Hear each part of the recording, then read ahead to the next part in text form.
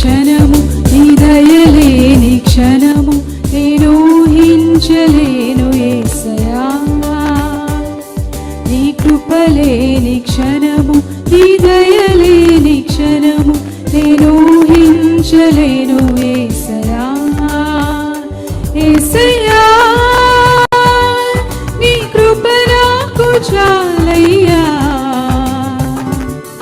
నీ కృప లేనిదే నే బ్రతుకలేనయ్యా. యేసయ్యా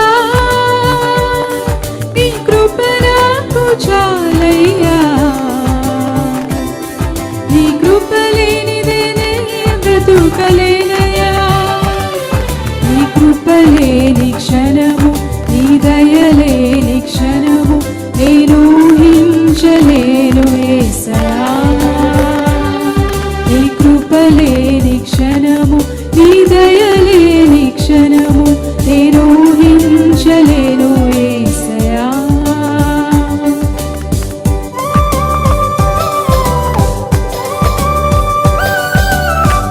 మహిమను విడచి మహిలోనికి ఆయన దిగి వచ్చి మార్గమును చూపించి మనకు ఆయన మన కొరకు మనిషిగా ఆయన మారాడు.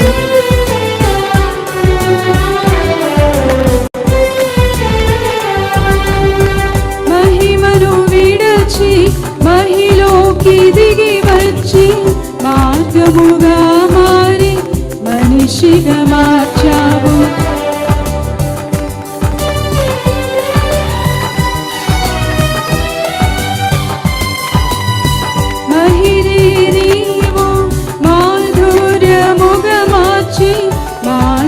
చూపి మరో రూపమిచ్చావు.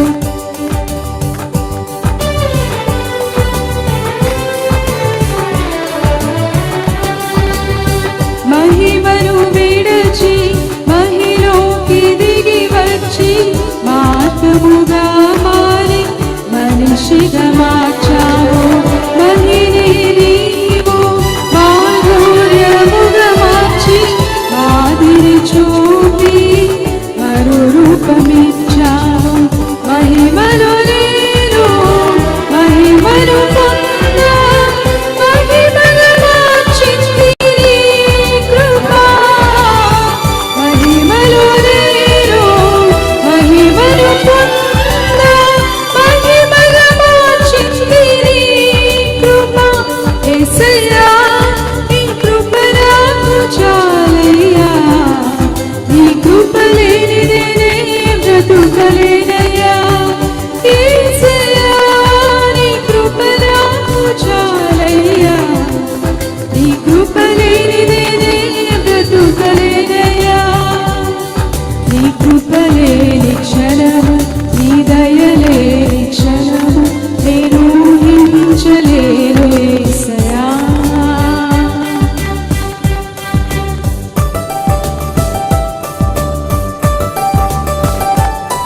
ఆజ్ఞల మార్గమున ఆశ్రయమునిచ్చాడు.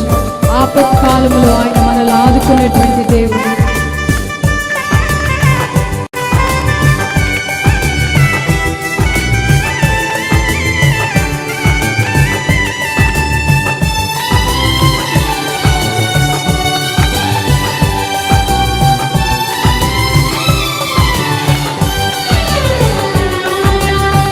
ఆజ్ఞల మార్గమున ఆశ్రయమును ఇచ్చి ఆపత్కాలమున ఆదుకున్నావు. ఆత్మీయులతో ఆనందింపజేసి ఆనంద తైలముతో అభిషేకించావు.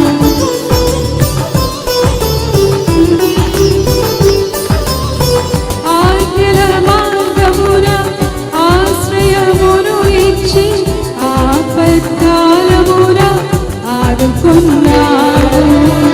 ఆత్మీయులతో ఆనందింపజేసి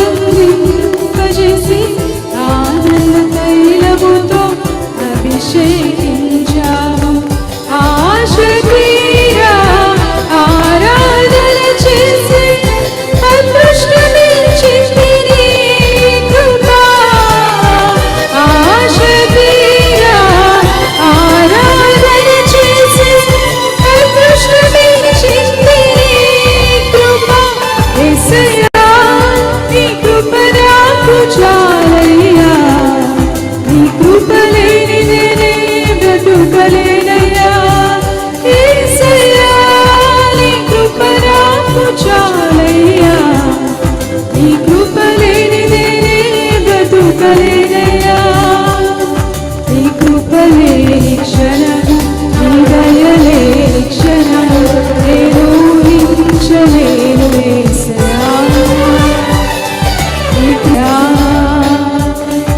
యేసయ్యా నీ కృప నాకు చాలయ్యా, నీ కృప లేనిదే నే బ్రతుకలేనయ్యా. యేసయ్యా నీ కృప నాకు చాలయ్యా, నీ కృప లేనిదే నే బ్రతుకలేనయ్యా. యేసయ్యా నీ కృప నాకు చాలయ్యా, నీ కృప లేనిదే నే బ్రతుకలేనయ్యా. యేసయ్యా నీ కృప నాకు చాలయ్యా, నీ కృప లేనిదే నే బ్రతుకలేనయ్యా. నీ కృప లేనిదే నే బ్రతుకలేనయ్యా, నీ కృప లేనిదే నే బ్రతుకలేనయ్యా.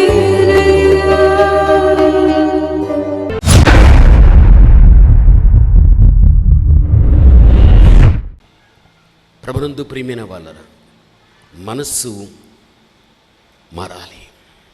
మారు మనస్సుకు తగిన ఫలము ఫలించుడి అంటే మనస్సు ఏం కావాలి? మారాలి.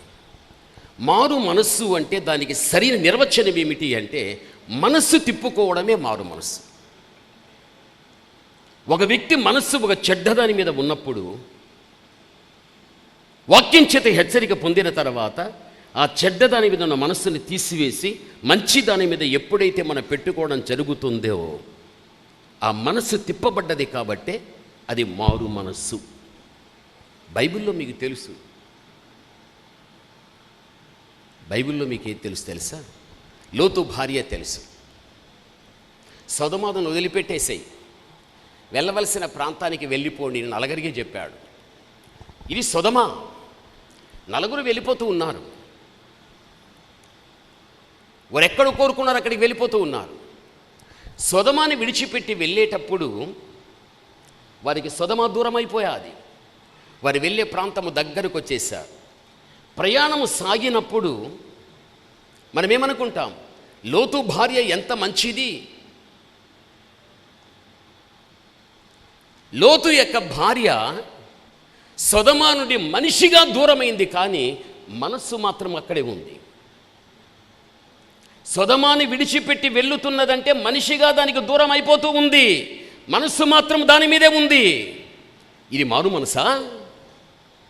ఇది మారు మనసుకా?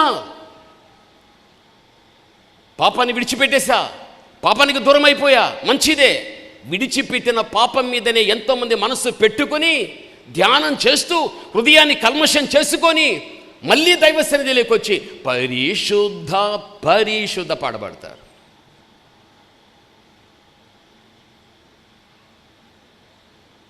సొదొమను విడిచిపెట్టింది మనిషిగా, మనస్సు దాని మీదే. ఇది మారు మనసా? ఇది సంఘ వ్యవస్థలో ఒక విశ్వాసిగా జీవించుచున్న నీవు, నీ మనస్సు ఎలా ఉందో ఒకసారి నిన్ను పరీక్షించుకో.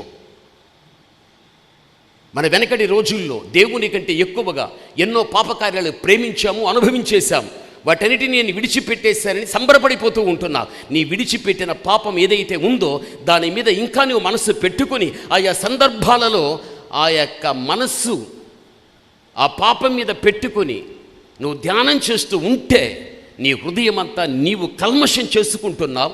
కల్మషమైన హృదయముతో నువ్వు సంఘములో నువ్వు ఎలా ఉండగలవు? ఎలా ఉండగలవు? పరిశుద్ధుడైన పౌలు ఏం చేశాడు తెలుసా? ఆయన బాధ ఎలా ఉంది తెలుసా? చూడండి, 2వ కొరింథీయులకు రాసిన పత్రిక 7:9. మీరు దుఃఖపడితేరని సంతోషించుటలేదు కానీ, మీరు దుఃఖపడితేరని నేను సంతోషించడలేదు కానీ, మీరు దుఃఖపడి మారు మనసు పొందితిరని, మీరు దుఃఖపడి మారు మనసు పొందితిరని ఇప్పుడు సంతోషించుచున్నాను. ఇప్పుడు సంతోషిస్తున్నాను. కొరింథీ సంఘములో ఉన్న వ్యక్తులకు పరిశుద్ధుడైన పౌలు వాక్య సందేశాన్ని ఇచ్చినప్పుడు ఆ వాక్యము ద్వారా వాళ్ళు ఉండే ప్రతి బలహీనత, ప్రతి పాపము బయటపడినప్పుడు, అయ్యో వాక్యం ఈ విధంగా నడవమని చెబుతున్నది, మా జీవితాలు ఇంకొక రీతిగా ఉంటున్నాయని వాక్యము ద్వారా వారికి తెలియపరచబడిన ప్రతి పాపాన్ని బట్టి కూడా దేవుని యొక్క సన్నిధానములో వారు దుఃఖపడుతూ వచ్చారు. మీరు దుఃఖపడ్డారు, అయితే నేను సంతోషించలేదు. వాక్యం విన్నప్పుడు వారి పాపం ఎత్తి వాక్యం చూపించినప్పుడు వాక్యానికి తగిన జీవితం మాలో లేదే. మాలోని పాపం ఈ వాక్యం ఎత్తి చూపించాదే. నేను ఇలాంటి దాన్ని, నేను అలాంటి వాడని వారి పాపాన్ని బట్టి వారు ఏడ్చారు, దుఃఖపడ్డారు. వాక్యోపదేశం చేసిన పౌలు వారు దుఃఖపడేటప్పుడు, వారు ఏడ్చేటప్పుడు చూచి తాను సంతోషించలేదు. ఎందుకు సంతోషించలేదు? ఎందుకు తెలుసా? వారిలో ఏమి లేదు తల్లి, మారు మనస్సు లేదు. అయితే మళ్ళీ అంటున్నాడు, మీరు మారు మనస్సు లేకుండా దుఃఖపడితిరి, నేనేం సంతోషపడలేదు. అయితే ఇప్పుడైతే మీరు దుఃఖపడితిరి, మారు మనస్సు పొందితిరి, ఇప్పుడు మీ విషయం నేనేం చేస్తున్నా? సంతోషిస్తూ ఉన్నా. ఈ రోజుల్లో కూడా సంఘాల్లో చూడండి, దైవ సేవకుడు నిలబడి దైవవాక్యాన్ని ప్రకటించేటప్పుడు ఆ వాక్యం శక్తివంతంగా ఒక వ్యక్తిలో పనిచేసిన తర్వాత ఆ వాక్యం ఆ వ్యక్తి యొక్క పాపాన్ని ఎత్తి చూపించినప్పుడు, అవును ప్రభా నేను ఇలాంటి దాన్ని, నేను అలాంటి వాడిని అని మన బలహీనతలను బట్టి మనం ఎక్కెక్కి ఏడుస్తూ ఉండిపోతాం. ఏడ్చినంత మాత్రాన ప్రయోజనం లేదు. ఏ పాపాన్ని బట్టి నువ్వు ఏడుస్తున్నావో ఆ పాపం నుంచి నువ్వు బయట రావాలి. అప్పుడే నీవు మారు మనసు పొందిన వ్యక్తివి. ఈరోజు సంఘాల్లో చాలామంది అని ఏడ్చేస్తూ ఉంటారు, ఎక్కెక్కి ఏడుస్తుంటారు. ఏడ్చేదాన్ని బట్టి దేవుడు సంతోషించడు, నీ సంఘ కాపరి కూడా సంతోషించడు. అదే అంటున్నాడు పౌలు, నా ఉపదేశాన్ని వింటిరి, దాని ద్వారా పాపం ఏమిటో తెలుసుకుంటిరి, దాన్ని బట్టి మీరు ఏడుస్తున్నారు, ఆయన సంతోషపడలే. అయితే మీరు మార్పు చెందితిరి కాబట్టి నేను సంతోషిస్తున్నాను. ఈరోజు నువ్వు ఆలోచించు, నీ మనస్సు ఎలా ఉంది? నీ మనస్సు ఎలా ఉంది? దేవుని యొక్క కుమార్తెగా, దేవుని కుమారుడుగా నీ వ్యక్తిగత ఆత్మీయ జీవితంలో మార్పు చెందవలసినది ఇంకా ఏ విషయములోనైనా ఉండగలిగితే దయచేసి ఆ మారు మనస్సుకు తగిన ఫలాన్ని నువ్వు ఫలించేటుడు ఒక వ్యక్తిగా ఉండాలి అని బైబిల్ చెబుతూ ఉంది. కొంతమంది సేవకులు, కొద్దిమంది సంఘ పెద్దలు, కొద్దిమంది సంఘ సభ్యులు వాళ్ళ తీరు ఎలా ఉంటుంది తెలుసా? సిలోయము అనేటువంటి స్థలములో ఒక గోపురం పడిపోయాది. దాని క్రింద 18 మంది వ్యక్తులు చచ్చిపోయారు. అది లూకాసు వార్త 13వ అధ్యాయం 4-5లో రాస్తాడు. ఆ 18 మంది చనిపోయిన తర్వాత యెరూషలేములో ఉండేవారు ఏమనుకుంటున్నారు తెలుసా? అరే వీరు ఏం పాపం చేశారురా, ఈ సిలోయములో ఉండేటువంటి ఈ గోపురం వీరి మీద పడుటను బట్టి వీరందరూ చచ్చిపోయారు, వీరు ఏం పాపం చేశారు అని యెరూషలేములో ఉండేటువంటి వ్యక్తులందరూ కూడా అలా అనుకునుచున్న సందర్భం అది. అప్పుడు ప్రభువు ఏమంటున్నాడు తెలుసా? వారు ఏ పాపం చేసేశారో ఆ గోపురం వారి మీద పడి వారు నశించి చచ్చిపోయారని మీరు చెప్పుకుంటున్నారు కదా. అలా చెప్పుకునేటువంటి మీరు వారికంటే అపరాధులు, వారికంటే మీరు పాపులు, మీరు మారు మనసు పొందుడి. మనం కూడా ఒకరిని గురించి ఒకరు విమర్శిస్తున్నాం. ఆమె ఇలాంటిది, అతడు ఇలాంటి వాడు, ఆమెలో ఈ తప్పుంది, అతనిలో ఈ తప్పుంది, ఆ తప్పును బట్టే వారికి ఆ శిక్ష వచ్చింది, ఆ తప్పును బట్టే వారికి ఆ బాధ వచ్చింది, ఆ తప్పును బట్టే వారికి ఈ విధమైన రోగం వచ్చింది, ఆ తప్పును బట్టే అది వారికి ఒక శాపంగా మారింది అని మనం చాలామందిని సమాజంలో మన చూపుడు వేలు చూపించి మాట్లాడుతూ ఉంటాం. వారు ఏ తప్పు చేసి శిక్ష అనుభవిస్తుంటున్నారు. అయితే చచ్చిపోయినటువంటి వారు, శపించబడిన వారు, శిక్షించబడినటువంటి వారిని గురించి వారి తప్పితమును బట్టి ఇవన్నీ జరిగిపోయాయని చెప్పుకుంటున్నారే, మీరేదో గొప్పవారని, మీరేదో మంచివారని, మీరేదో పరిశుద్ధులు అని.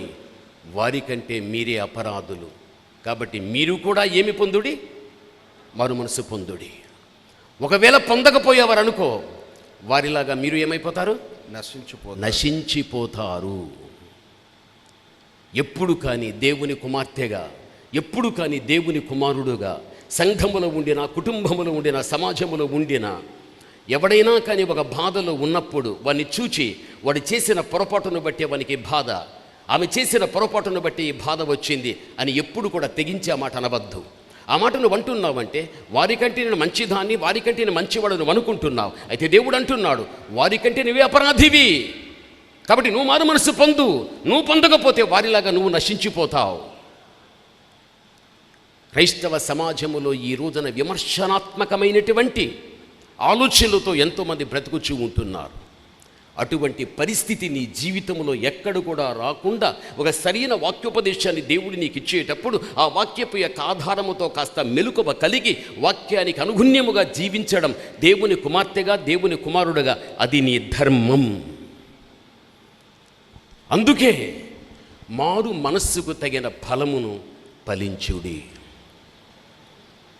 ఈరోజు నువ్వు ఆలోచించు, నిన్ను నీవు స్వపరీక్ష చేసుకో. నా మనస్సు మారిందా? ఇంకా మనస్సు మారకుండా నేను నా వెనకటి జీవితములాగా యథావిధంగానే నేను ఉంటున్నానా? నీ మనస్సాక్షి నీకు తెలియపరిస్తే నువ్వు దేవుని దగ్గరికి వచ్చేసేయి. నీ మోకాళ్ళు నేల మీద వేసేయి. ప్రభా, వాక్యంతో నాతో మాట్లాడవు తండ్రి. నేను నిజంగా నేను పశ్చాత్తాపడుతున్నా, క్షమాపణ అడుగుతున్నా దేవా, దయచేసి నాకు మార్పును దయచేయి. నీ అడుగు తప్పనిసరిగా దేవుడి నీలో కార్యం చేస్తాడు. మన దేవుడు ఎటువంటి వాడు తెలుసా? మోయాబు రాజైన బాలాకు దగ్గర ప్రవక్త బిలాము డబ్బు తీసేసుకుని దేవుని యొక్క ప్రజలను శపించమని బాలాకు రాజు కోరుకున్నప్పుడు అతని డబ్బుకు ఆశపడిపోయినటువంటి బిలాము ఏం చేశాడు అంటే, దేవుని ప్రజలను శాపనార్థాలు పెట్టడానికి ఇజ్రాయెల్ ప్రజల దగ్గరికి వెళ్ళిపోయాడు. వెళ్ళిపోయి ఏం చేశాడు తెలుసా? చూడండి, బైబిల్ అందరూ తీసి చూడండి. సంఖ్యాకాండాన్ని మనము చూస్తే బైబిల్లో ఏమున్నది అంటే, చదువుకుందాం. లేదు, ఆయన యాకోబులో ఏ దోషము కనబడలేదు, ఇశ్రాయేలులో ఏ వంకరతనమును చూడలేదు, ఇశ్రాయేలులో ఏ వంకరతనము లేదు. ఇప్పుడు మిమ్మల్ని అడుగుతా, ఆయన ఎవరు? దేవుడే. యాకోబులో ఏమి లేదంటున్నాడు? దోషం లేదు. ఇశ్రాయేలులో ఏమి లేదంటున్నాడు? వంకర. యాకోబులో దోషం లేదా? ఇశ్రాయేలులకు మూల పురుషుడే యాకోబు. యాకోబులో దోషం లేదా? ఇశ్రాయేల్లో వంకరతనము లేదా? దేవుడు అంటున్నాడు, ఇశ్రాయేల్లో యాకోబులో దోషములే, ఇశ్రాయేల్లో వంకరతనములే. యాకోబులో దోషం ఉండినప్పటికీ కూడా లేదంటున్నాడు దేవుడు. ఇశ్రాయేల్లో వంకరతనం ఉండినా లేదు అంటున్నాడు దేవుడు. అంటే బిలాము ద్వారా దేవుడు పలికిస్తున్న మాటలవి. యాకోబును గురించి నీకు తెలుసు, మోసగాడు. ఇశ్రాయేలు గురించి తెలుసు, వారు ఎంతగా దేవుణ్ణి దుఃఖపరిచిన జీవితమో మీకు తెలుసు. అలాంటి యాకోబును, అలాంటి ఇజ్రాయెల్ను పట్టుకుని వారిలో దోషం లేదు, వారిలో వంకర లేదు అని అలా గట్టిగా దేవుడు చెబుతున్నాడు. అంటే ఏంటి దీని అర్థం? దీని అర్థం ఏంటి తెలుసా? అక్కడ దేవుని ప్రేమ మనకు కనిపిస్తూ ఉంది. ఎటువంటి ప్రేమ తెలుసా? యాకోబులో ఉంది దోషం, ఇశ్రాయేల్లో వంకరతనం ఉంది.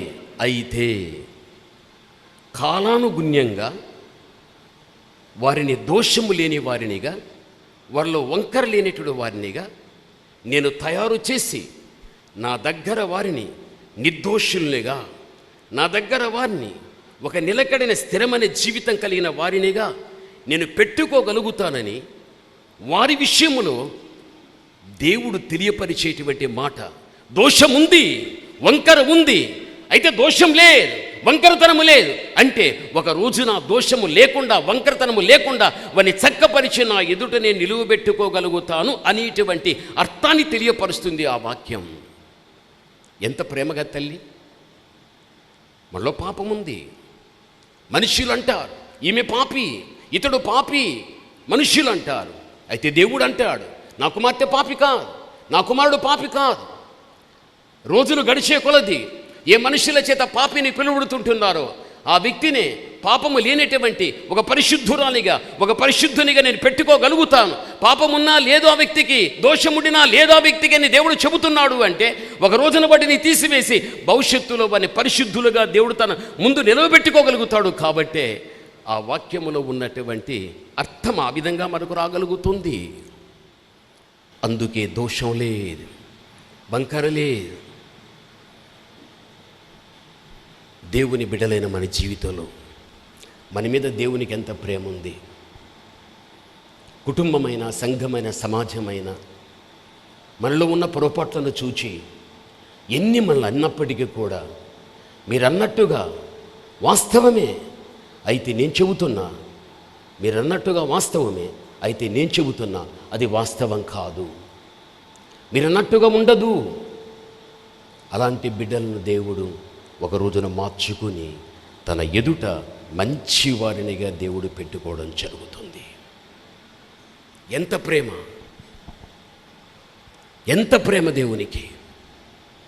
ప్రభునందు ప్రియమైనటువంటి వాళ్ళారా,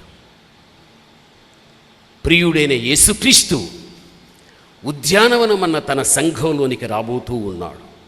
ఎందుకు అంటే ఆయనకి ఇష్టమైన ఫలముల నిమిత్తం. నిజమే, నిన్ను నన్ను మనందరినీ ఉద్యానవనమన్న సంఘములో ఒక చెట్టుగా దేవుడు నాటాడు. కాబట్టి నాటబడిన మనలో మొదటి ఫలం మారు మనస్సుకు తగినటువంటి ఫలం. ఈరోజు నువ్వు ఆలోచించు, నా మనస్సుకు మార్పు ఉందా? మనస్సుకు మార్పు ఉందా? నేను మారు మనసు పొందానండి, పాపక్షమాపణ నొందానండి, బాప్టిజం తీసుకున్నానండి, ఆత్మను కూడా పొందుకున్నానండి, సంఘానికి వెళుతున్నానండి, పాడుతున్నానండి, చందా ఇస్తున్నానండి, వారానికి ఒక పర్యాయం ఉపవాసం ఉంటున్నానండి, దైవకార్యంలో కలిసి నా మట్టుకు నేను కష్టపడుతూ సహకరిస్తున్నానండి. మంచిదే, ఇవన్నీ చేయడం మంచిదే. మనస్సుకు మార్పు ఉందా? మనస్సుకు మార్పు ఉందా? ఇప్పుడు నేను చెప్పిన వాటన్నిటికీ కూడా దేవుడు నీకు మార్కులు వేయచ్చు. మనస్సుకు మార్పు లేకపోతే ఇవి ఎన్ని ఉండినా ప్రభునందు ప్రియమైన వాళ్ళారా, నీవు దేవుని చేత ఆకర్షించబడి నిత్యత్వంలోనికి నీ వెళ్ళలేవు అనే విషయం దయచేసి నువ్వు మర్చిపోవద్దు. మనస్సుకు మార్పు రావాలి. బైబిల్ అదే మనకు చెబుతుంది. మనస్సుకు మార్పు అనేది రాకపోతే బైబిల్ ఏం చెబుతుందో తెలుసా? ఆదికాండం 6వ అధ్యాయం 2వ వచనాన్ని ఒకసారిగా నీవు చూడు. ఆదికాండం 6:2లో చూస్తే దేవుని కుమారులు నరుల కుమార్తెలు చక్కని వారని చూచి వారందరిలో తమకు మనసు వచ్చిన, చూడండి, తమకు మనస్సు వచ్చిన స్త్రీలను వివాహం చేసుకునిరి. చూడు, మనస్సు, మారు మనస్సుకు తగిన ఫలం. అది నోవాహు కాలం. నోవాహు ఒక్కడే నీతిమంతుడు.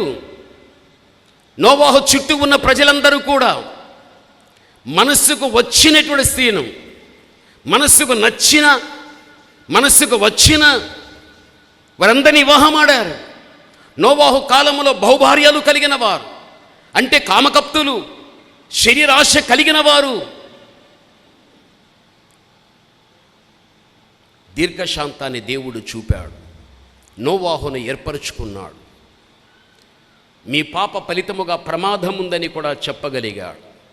మరి ముఖ్యముగా దేవుడు నోవాహు ద్వారా ఓడను నిర్మించుకునే సందర్భములో నోవాహు ఒక్కడే ఓడ నిర్మించలేదు. నోవాహుతో పాటు చాలామంది నోవాహు పరివారాన్ని ఏర్పరచుకోగలిగాడు. కాబట్టి ఆ పరివారు కూడా ఆ ఓడ నిర్మాణ విషయంలో నోవాహుకు సహకరించిన వారు. ఓడ నిర్మాణంలో పనిచేసేటువంటి వారికి మీ పాప ఫలితాన్ని బట్టి ప్రమాదం ఉంది. ఓడ నిర్మాణ పనిలో లేనటువంటి తన చుట్టూ ఆవరించిన ప్రజలందరికీ కూడా 120 సంవత్సరములు ఏకధాటిగా మీరు పాపం చేస్తున్నారు, ప్రమాదం పొంచి ఉంది, మీరు మార్పు చెందండి అని నోవాహు ఆ రోజున దైవావేశముతో ప్రజలకు చెబుతూ తప్పును తప్పుగా చూపిస్తూ దిద్దుబాటుతో కూడిన బోధ చేశాడు. ఆ రోజున దైవ భయము లేక, పాప భయము లేక ప్రతి ఒక్కరు కూడా విచ్చలవిడిగా వారు జీవిస్తూ రాగలిగారు. ఎలా? మనస్సుకు వచ్చిన, మనస్సుకు నచ్చిన స్త్రీలను వారు ఏర్పాటు చేసుకోగలిగారు. ప్రభునందు ప్రియమైనటువంటి వాళ్ళ ఎలాంటి వారు తెలుసా? దేవుని కుమారులు నరుల కుమార్తెలను ఏం చేశారు? వివాహమాడిరి. ఎవరి దేవుని కుమారులు? ఎవరు నరుల కుమార్తెలు? దేవుని కుమారులు నరుల కుమార్తెలతో వివాహమాడి పొరపాట్లు చేసేశారు. ఆ ఒక్క కారణాన్ని బట్టే జలప్రళయము వచ్చింది. ఎవరు దేవుని కుమారులు? ఎవరక్కడ నరుల కుమార్తెలు? ఆదాము హవ్వకు కయ్యూను పుట్టాడు, హేబేలు పుట్టాడు. కయ్యూను దుష్టుడు, హేబేలు నీతిమంతుడు. అర్పణలో ఒకరి అంగీకారం, ఒకరిది తృణీకారం. అసూయ ఏర్పడ్డది. ఒంటరిగా ఉన్న నీతిమంతుడిని హేబేలు మీద కయ్యూను పడి చంపేశాడు. కయ్యూను ద్వారా హేబేలు చంపబడిపోయిన తర్వాత హేబేలు యొక్క స్థానములో దేవుడు మళ్ళీ ఆదాము హవ్వకు షేతుని ఇచ్చాడు.